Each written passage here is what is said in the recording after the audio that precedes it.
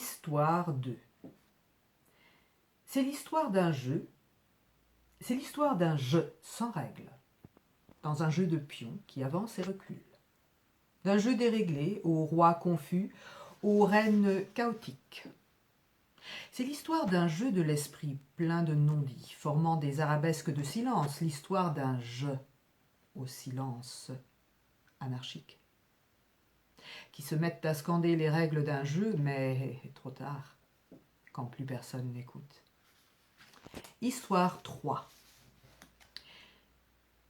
C'est une histoire de silence, qui, à force de ne rien projeter, projette des myriades de questions. Des flots de malentendus, l'histoire de silence aussi bavard que des mensonges, nimbés de trahisons muettes. C'est l'histoire de silence émis, espace bruyant, bruit entêtant, valse stridente. Remplir d'images ce qui se dérobe et habiller de vide les mots, ou comprendre qu'il n'y a rien à comprendre, et que c'est l'histoire d'une histoire qui se tait. Histoire 6.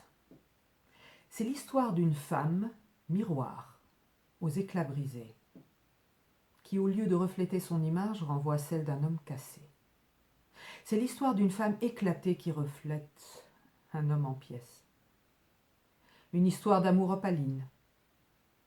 L'histoire d'une femme qui laisse passer la lumière, kaléidoscope frappé de transparence, avec le reflet d'un homme décomposé. Vierzeiler 2. Götter, groß und klein, kindisch im Müll der Nachkommen der Trockennasenaffen wütend. Das Paradies als Abfallprodukt. Vierzeiler 3. Sich im Supermarkt deutlich kaufen, mit Schwung in den Hüften nach vorne.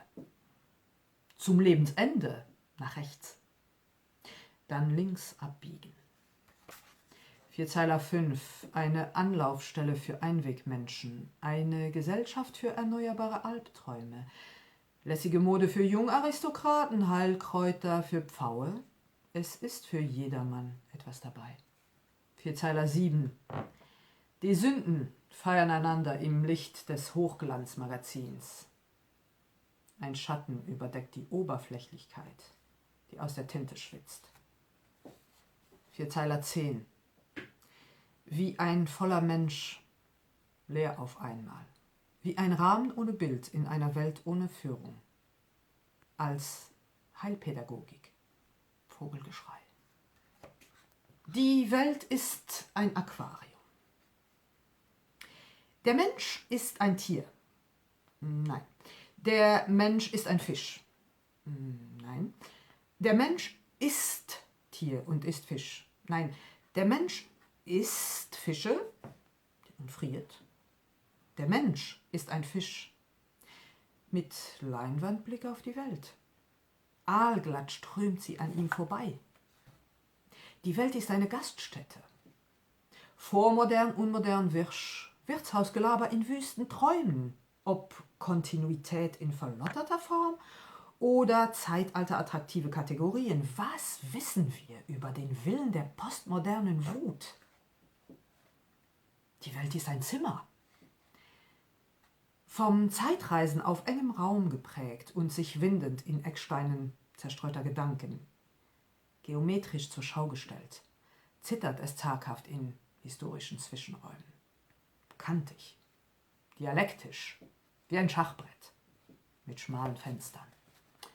Die Welt ist ein Zirkuszelt. Der Akrobat im Morgenmantel zügig mit der Ballerina, der Wohnwagen nichts für Zimperliesen. Draußen probiert verloren ein Clown Masken. Verschollen der Zirkusdirektor. In einer Zylinderhutnummer vom Zauberer aufgelöst. Die Welt ist ein Gedanke. Da denkt und dankt und dringt und dröhnt und drängelt und schlittert und rutscht und saust und kreist es und windet sich und rast und stottert, schwingt und schwillt, entgleist und beginnt von vorne. Der Kopf als Würfelspiel. Die Welt ist eine Einbahnstraße. In engen Gassen, und Geschwindigkeit als Ritual treibt das Los der Triebe. Zum Horizont und kein Zurück. Der Tod. Ein Verkehrsschild über dem Asphalt. Quatrain 1. Le temps prend son envol, fait le tour des vies. Les temps remplis de poissons meublent les heures creuses. Quatrain 2. Tant de phrases déjà levées tôt le matin, tant de syllabes pressées, tant d'embouteillages dans les têtes. Quatrain 5. La respiration irrégulière quand régulière la pluie sur la vitre. La vie privilégie les accords imparfaits. Quatrain 8. Soleil de la nuit électrique, comme des cailloux au loin, semés pour faire croire qu'on ne peut pas se perdre.